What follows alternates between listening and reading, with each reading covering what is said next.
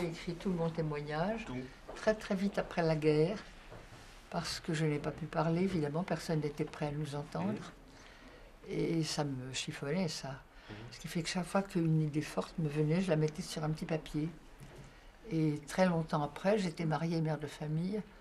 Je me suis dit, s'il m'arrive quelque chose en voyage, sans les enfants, ils ne sauront rien. Donc j'ai pris mes petits papiers, tout ce que j'avais aussi dans la tête, et j'ai écrit. C'est venu comme ça, chronologiquement, tout seul. En 70, on n'allait pas dans les écoles.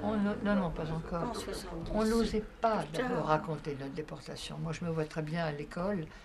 Qu'est-ce que tu as fait pendant la guerre? J'étais à la campagne. T'as jamais vu d'Allemand? Oh non, bien sûr.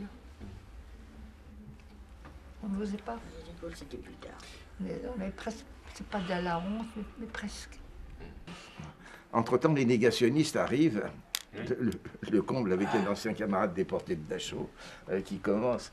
Et je suis sûr que le négationnisme a véritablement réveillé, suscité en nous à la fois une action terrible. Nous avons été traumatisés tous les uns et les autres d'entendre que cela n'existait pas, que les chambres à gaz n'existaient pas.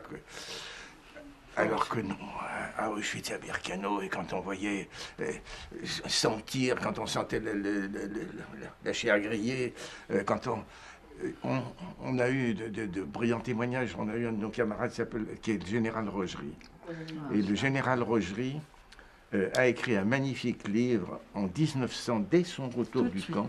Il est mort il y a très peu de temps. Toute sa vie, c'est un homme qui a lutté contre le négationnisme et qui a été, je dirais, le mot est presque vrai, persécuté par Forisson, qui la nuit lui téléphonait en disant « Comment, vous, général ?» Vous n'êtes pas juif. Ouais, et vous faites ça, vous, général?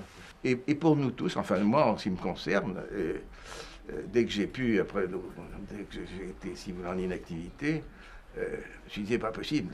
Je le disais moi-même, en prenant cette idée forte, là, je disais, je prends mon habit de lumière, il faut vraiment que je recommence, il faut qu'on témoigne. Il faut maintenant qu'on fasse des choses.